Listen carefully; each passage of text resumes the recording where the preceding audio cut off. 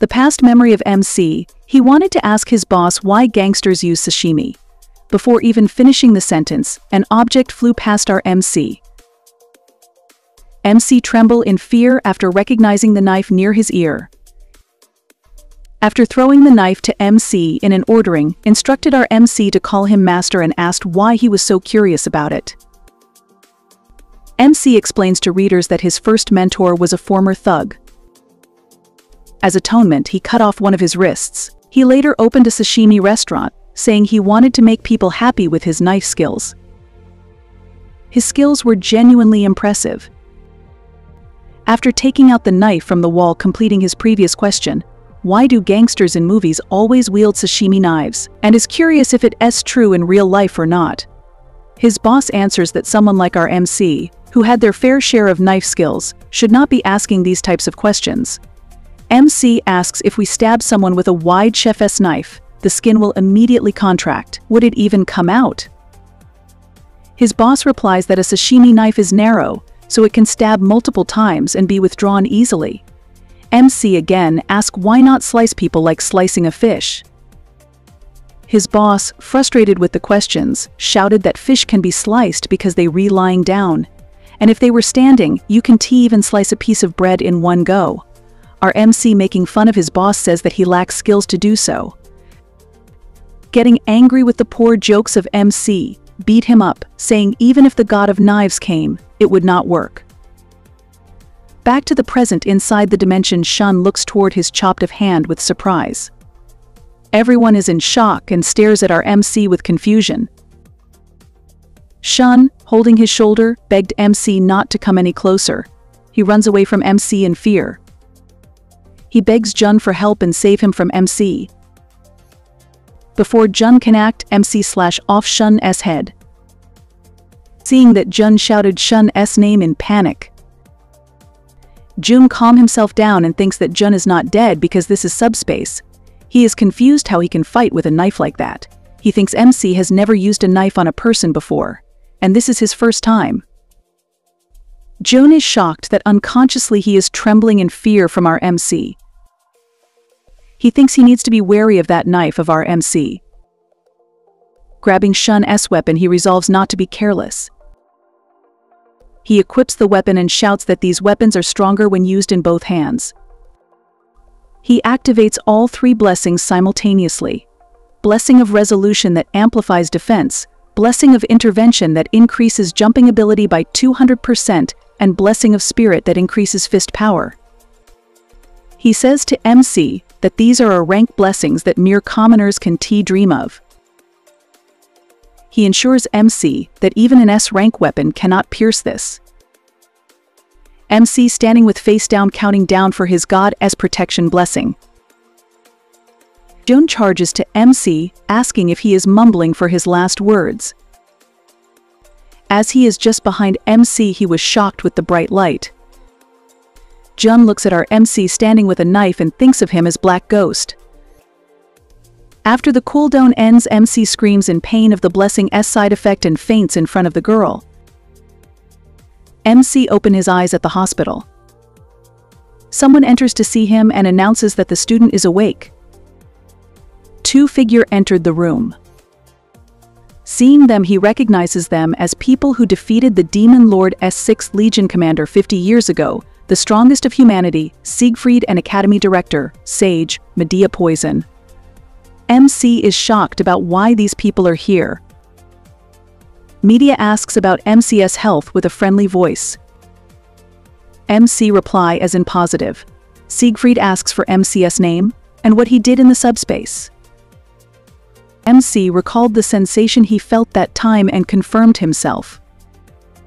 MC looks at Siegfried with a sword, ensuring himself that there will be nothing good about being marked by this monster creature. MC confesses to Siegfried, saying even though it was the subspace, he judged that their actions went too far and his response was excessive. He will receive any punishment without complaint. Medea sighs with disappointment and asks Siegfried not to talk to young students like that. With a seducing posture, Medea informs MC that it was Siegfried who cleared the blocked blood vessels while you were unconscious.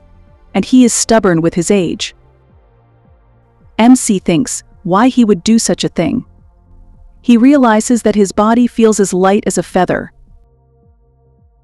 Media also informs MC that while he was unconscious, they extracted the footage of what happened and watched it with the staff. She playfully comments the sight of him throwing himself to defend an underprivileged female student like a prince was her dream. Seeing this behavior of her, Siegfried asks her to show some dignity. She ensures MC that nobody will take any action against him regarding this matter. She says that the Mao family got into the academy by buttering up elders and they would withdraw on their own. MC sighs with relief that Essa relief and thinks that he won't have to deal with them at school. They also came to inform and congratulate him as he is the top student. He was at shock state listening to this. He thinks that his safe, sound and secure life is ruined. Sighing with disappointment, Media talks to Siegfried that during the time of her being the head of the academy, this is the first time something like this has occurred. We get back at the hospital. MC rejected the offer being first place. Medea asks MC that if he knew what it means to be in the star class. She further wants to confirm if she didn't misheard him. She tells to MC that even though the elders were furious, the decision of who will be the top student determined based on the subspace's direct results. MC resolves with his decision, rejects the offer.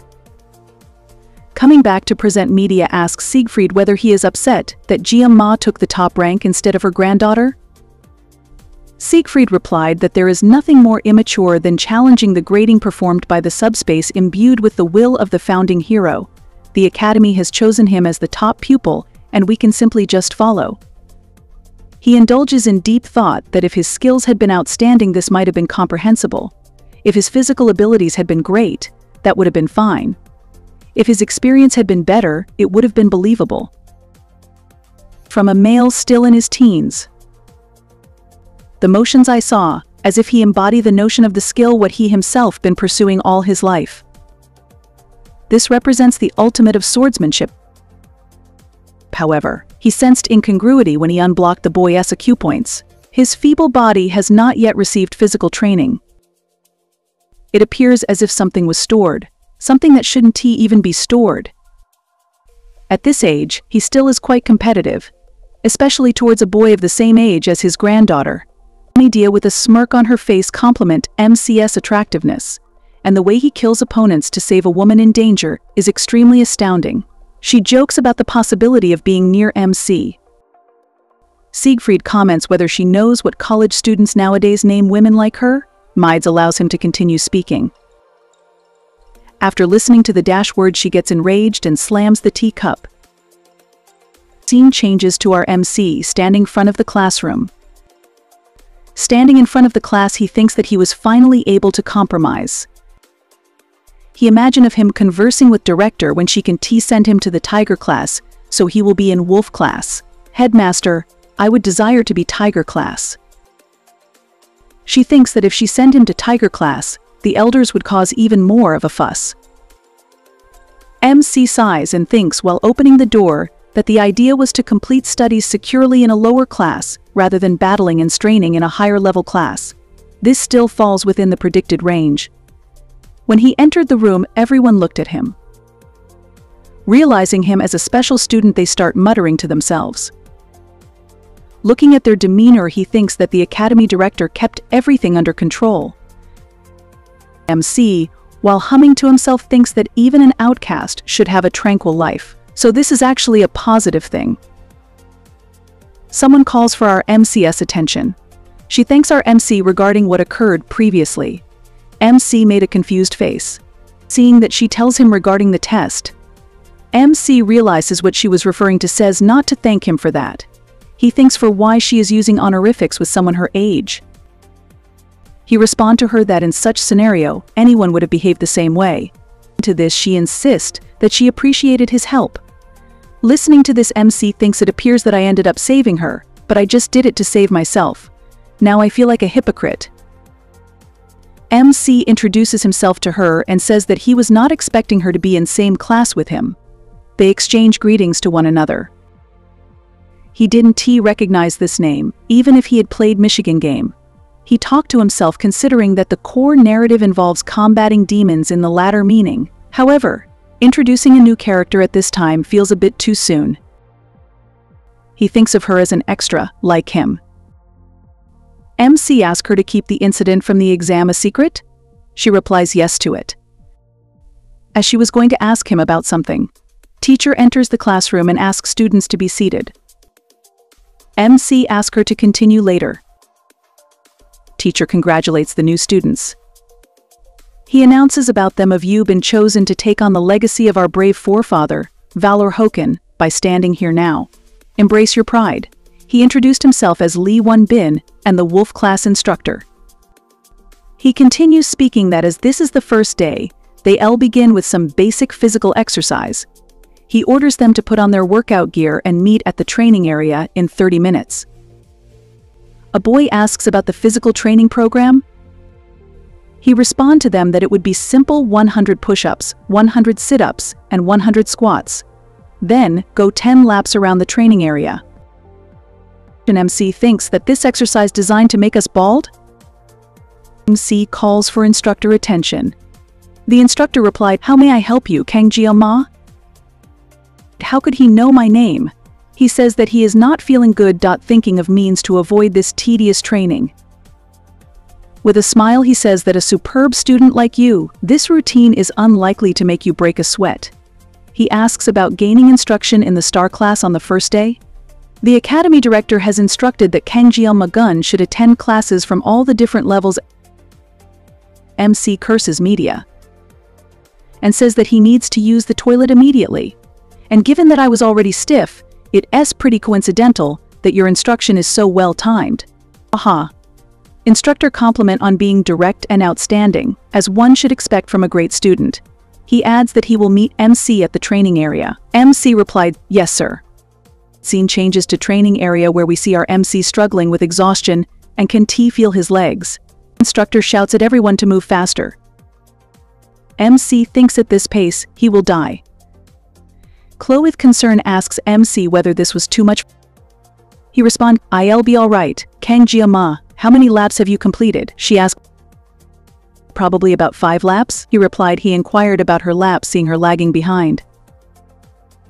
"I am on my 7th lap." Listening to this, MC felt into stupor.